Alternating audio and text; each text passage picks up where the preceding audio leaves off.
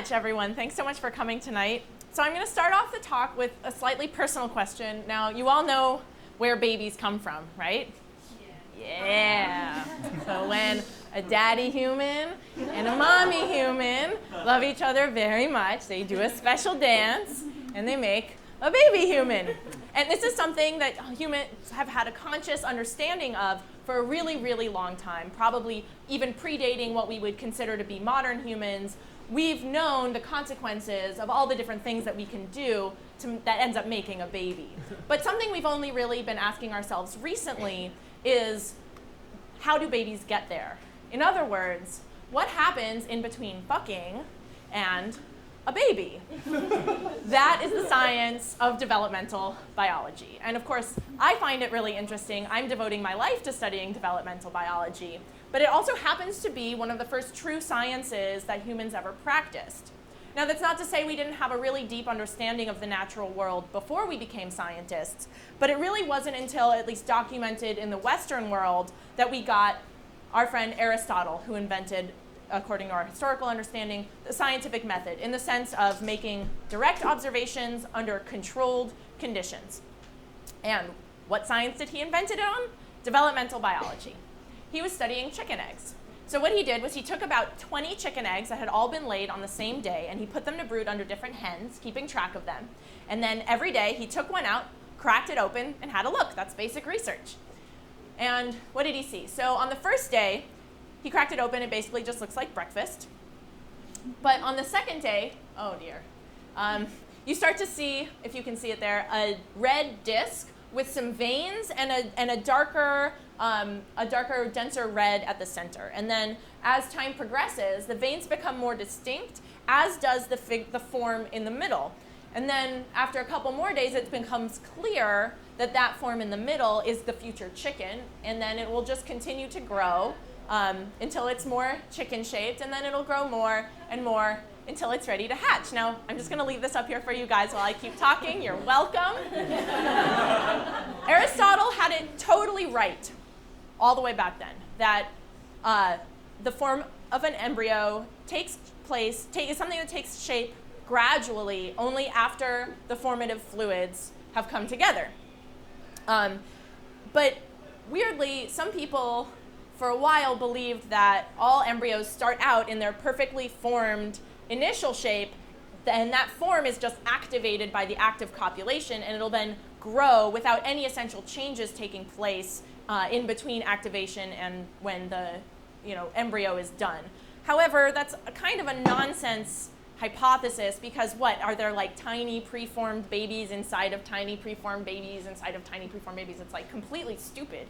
But the debate lasted really almost until the late 17th century, because there was so much at stake. What was at stake was our whole system of ordering animals hierarchically, especially the idea that humans are the most perfect, all the way at the top and totally in charge, which is just definitely not true. But the debate raged on until it was finally put to bed by the invention of the microscope by our friend Antoine van Leeuwenhoek in about, I think, 1682. So there's the man, there's his instrument. So there had been other tools predating the van Leeuwenhoek microscope, sort of like series of ground glasses, but those only magnified objects about 20 to 30 times. The van Leeuwenhoek microscope, by using a tiny glass sphere, and you can't really tell from the picture, but that first microscope was about this big, and you just hold it in front of your eye, and there was a tiny glass sphere that magnified objects up to 400 times. So this opened up a whole microscopic world that was just absolutely insane. So we could see like tiny paramecia and of course sperm,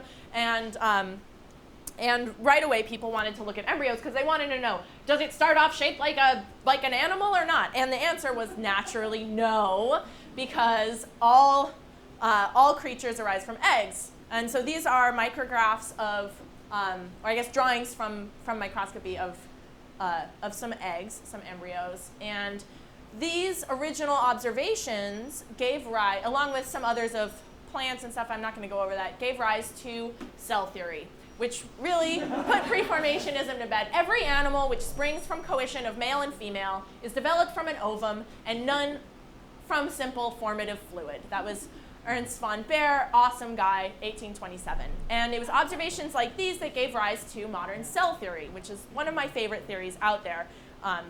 all living things are made up of cells.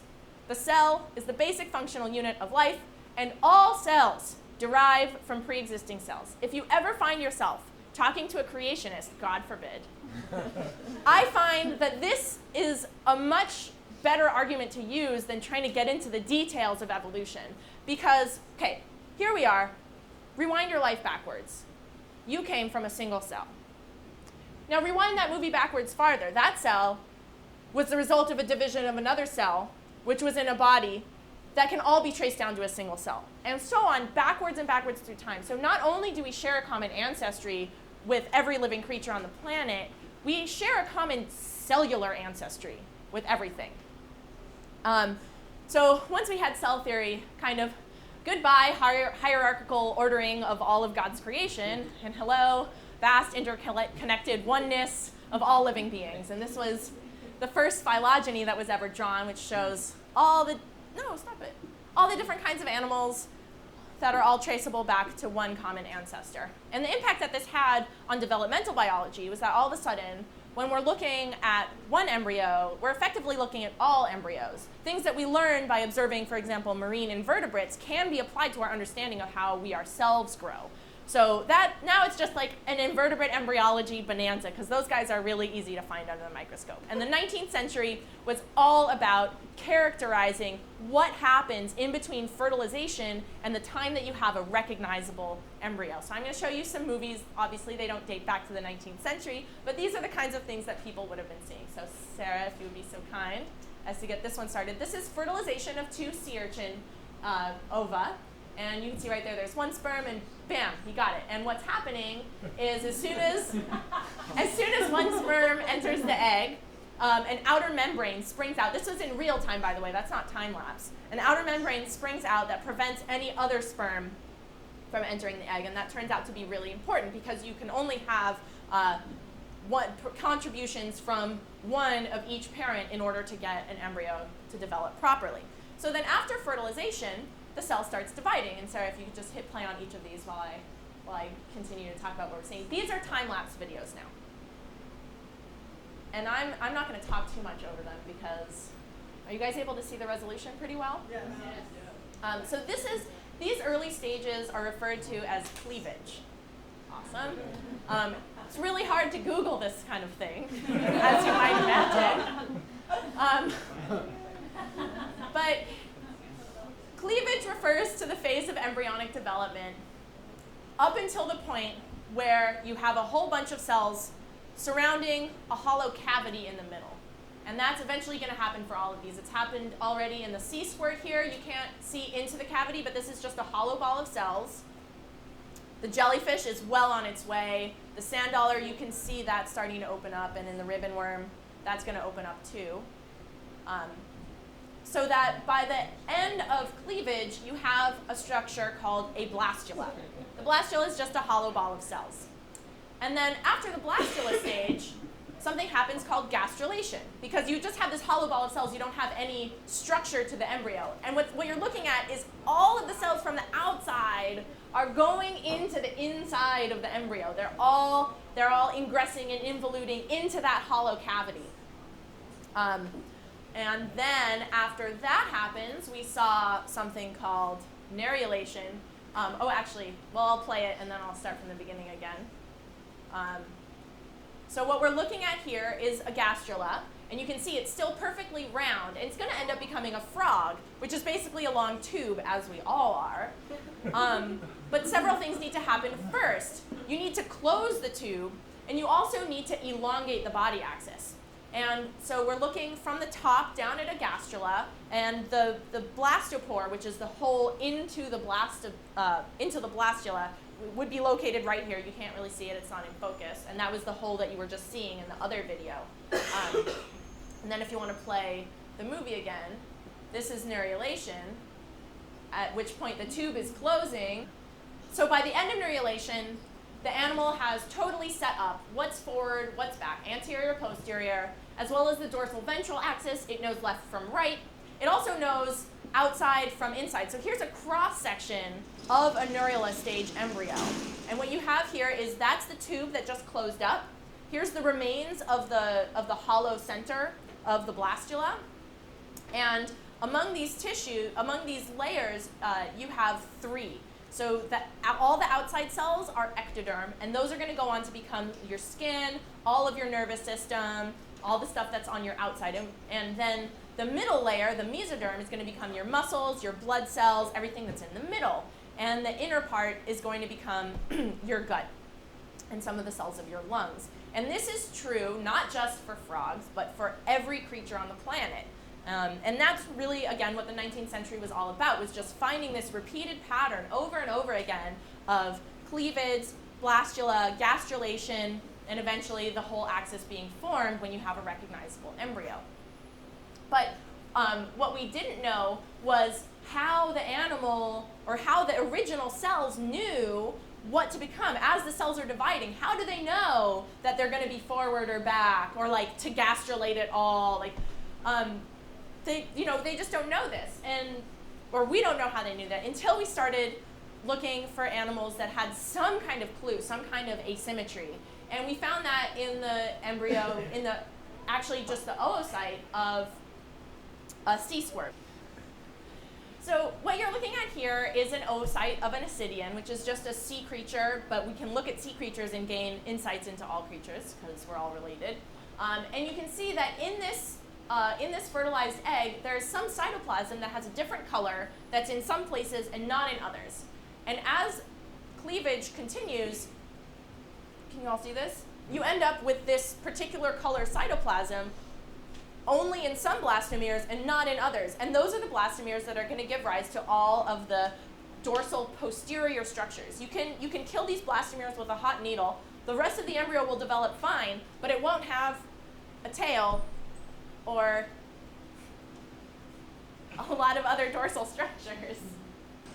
So we figured out that the way, just by looking at embryos and sort of occasionally manipulating them and seeing what happens if we mess with the very early blastomeres, we end up figuring out that the entire dorsal ventral and anterior posterior body axis is set up before the end of the first 2 cell divisions, which was kind of amazing in the 19th century to think, like, well, it's not preformed, but it's kind of preformed. It's just not really preformed. So that was one thing we found out. The other thing we needed to find out was how the embryo knows the inside to outside axis. Like, how are these 3 germ layers? How do these 3 germ layers attain their fate? So what we know is that by the end of neurulation, all 3 germ layers are totally committed to their fate, which means that sometime before neurulation is when it's determined what their fate is going to be. And if you think back to gastrulation, there is so much movement going on there, and it's so dynamic, we figured, okay, it must be somewhere in there.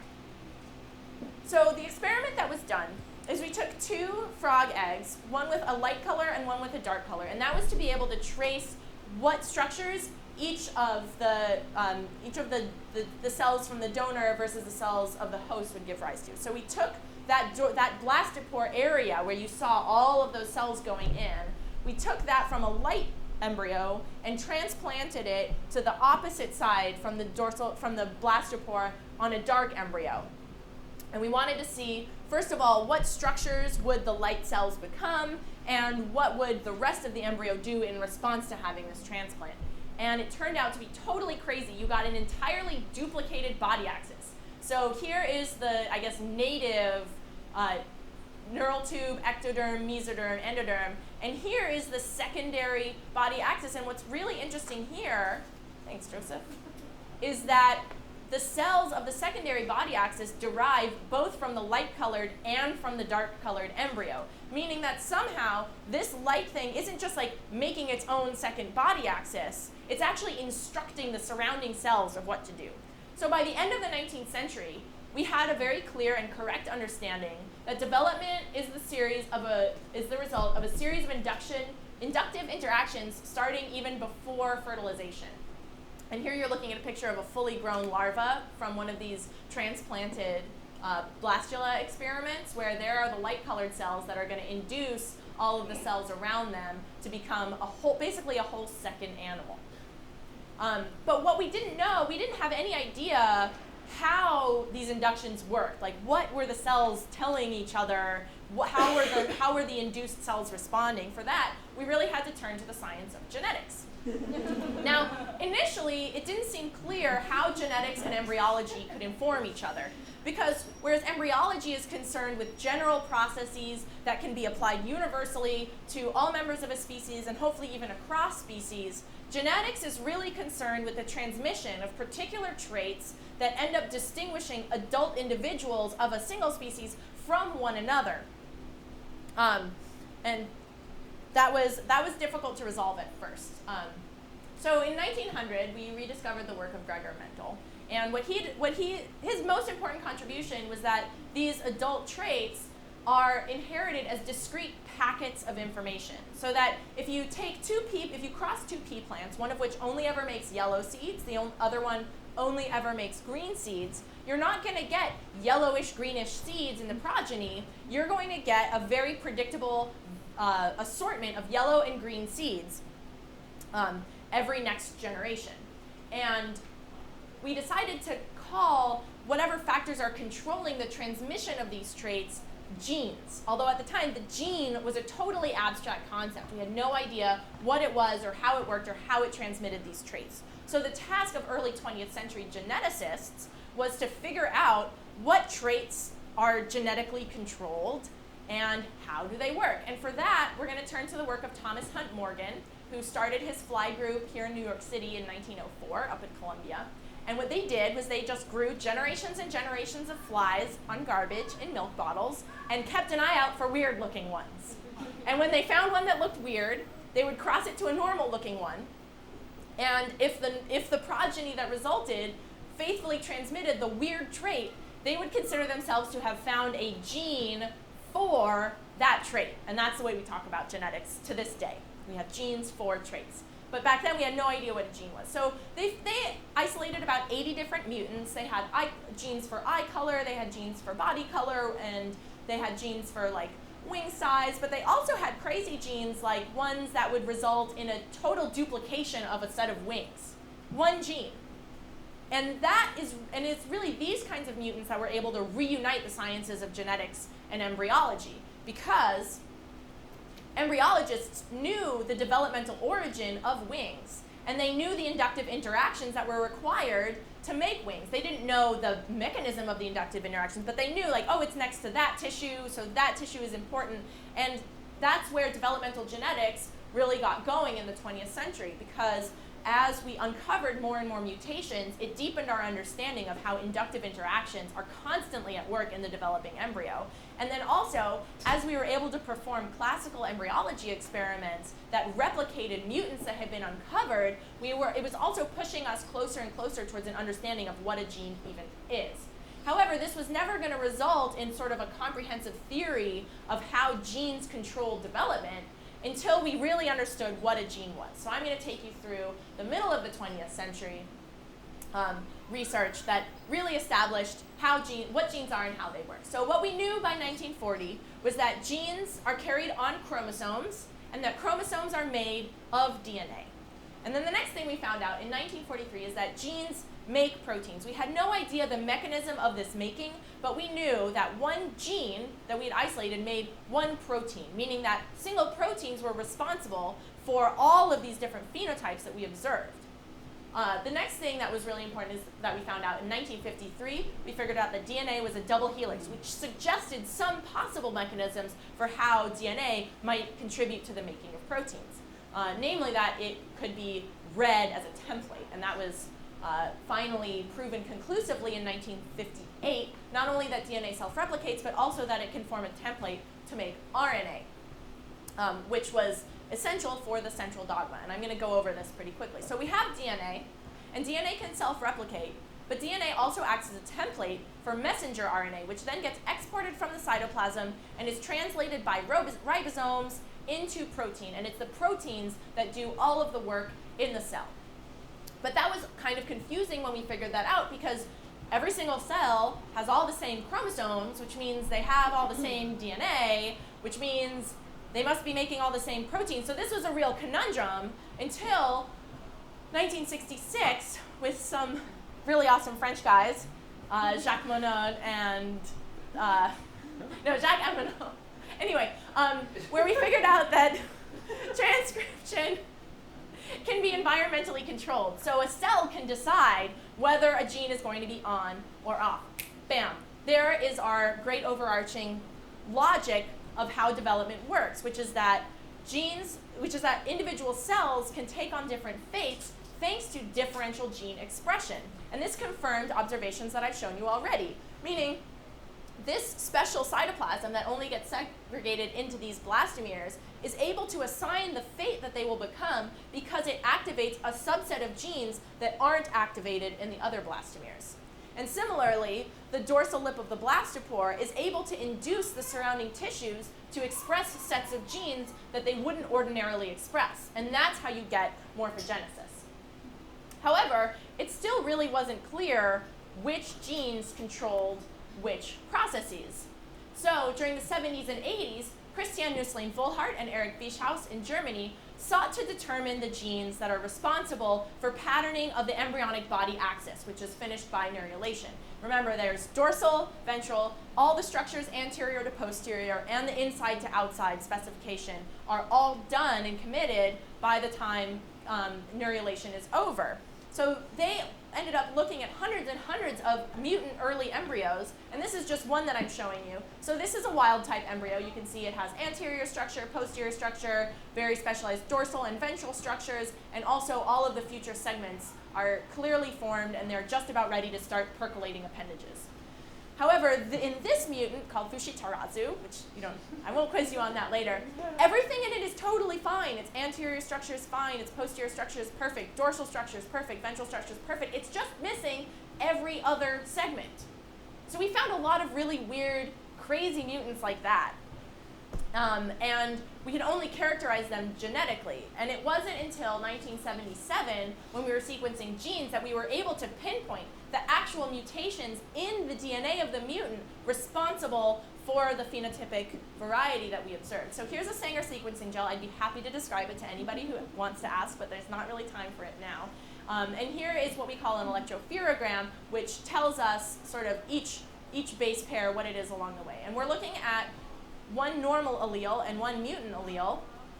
And you can see clearly the whole sequence is totally fine, except for at this one position, one base pair change is changing arginine to serine, and as a result, the protein is non-functional and you have a mutant. Now, this was really cool, and not only did it help us understand the sort of deep mechanistic basis of the mutations we observed, but it also, as we got uncovering more and more mutants in more and more species and sequencing more and more of the genes responsible, we found something really weird, which was that, for example, genes responsible for patterning anterior structures in a fly had a really similar sequence to genes that were responsible for patterning anterior structures in a mouse. And this was totally unexpected because flies and mice couldn't be more different. Why would they be using the same genes? So we really figured out that the information making animals different from each other is not located in the genes. And here's one example. What you're seeing here is a phylogeny of a handful of different animal groups, and then onto which is mapped different genes color-coded that are very important for patterning anterior to posterior structures. And what we found out is that these genes in a sea urchin patterning the anterior sea urchin structures are very, very similar all the way down to flies and polychaetes. You can get, these structures can be determined to the point where you can take any one of these. You can take like a human anterior patterning gene and put it into a fly mutant that otherwise can't make anterior structures, and the human gene will rescue the fly defect, which was just completely mind-bending. Because we're like, wait, all of these animals are really different, but their genes are all basically the same. They have the same sequence, they have the same function. What makes them different? So we had to enter the genomic era, which is what we're doing right now, and start sequencing whole genomes, because maybe the answer is somewhere in there. But of course, we just got more confused. So we sequenced the first animal genome sequence was this tiny little worm, C. elegans. And it turns out it has about 100 million base pairs in the genome, which carries about 20,000 genes. And we're like, okay, well, pretty simple animal, not that many genes. Let's sequence the fly genome. And the fly genome has about 140 million base pairs and only 15,000 genes. Wait, what? Flies are way more complicated than worms. Like, they have a lot more cells, they go through a lot more developmental stages, so that's getting really weird.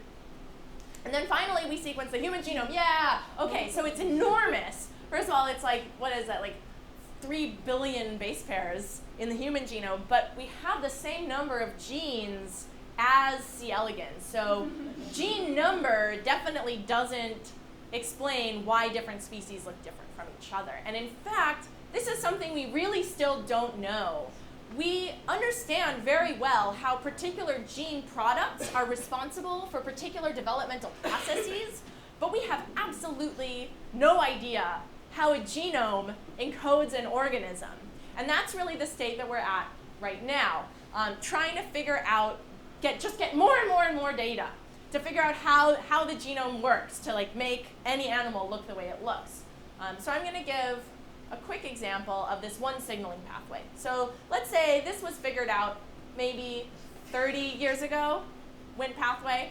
And this is the inductive relationship. These are one of the inductive relationships that we discovered. So here are two cells. This cell is not being signaled to, and this cell is being signaled to. And there is the signal that it's getting from outside the cell. This is outside the cell, inside the cell. Here's the nucleus. And when the cell is not getting a signal, an inductive signal, it's not transcribing certain genes. And then once the cell does get the signal, it can start to transcribing certain genes. And so we were able to form these really basic networks where like signal impinges on gene, impinges on process. Like, that's our logic. Awesome. But then as we start gathering more data, we say that actually in a single pathway, there are a lot of genes involved, and they feed back on each other, and the network gets kind of complicated. And then we get some more data, and the network gets even more complicated. And we're still not any closer to figuring out how the genome encodes the damn organism. Until finally, the kind of data that people are looking at nowadays are these totally indecipherable hairball plots. They call them this. They call them a hairball plot. And somehow, at some point, I would say the end game of all of the genomic research would be to approach the point where we can have a digital embryo. So we can have a genomic sequence, feed it into a computer, and then end up with a digital reconstruction of exactly how that embryo, of exactly how that organism would develop. And I would guess that's going to happen within the next 100 years. I'd say we'll have a digital embryo. Somebody needs to make some like major logical jump between like the hairballs and development, and I don't know how that's going to work. I think about it all the time. So I'd say this is happening within the next like 100 years. But then the bigger step would be to make synthetic embryos. So you could assemble the genome of your choosing any way you want. You know exactly what part is going to do what. And instead of putting it through a computer, you can put it into your very likely synthesized ovum and grow up any kind of animal you want. I don't know, what kind of animal would you like to grow personally? I would grow a flying rainicorn, and then I would be God. So thank you very much for listening. I'd be happy to take your questions.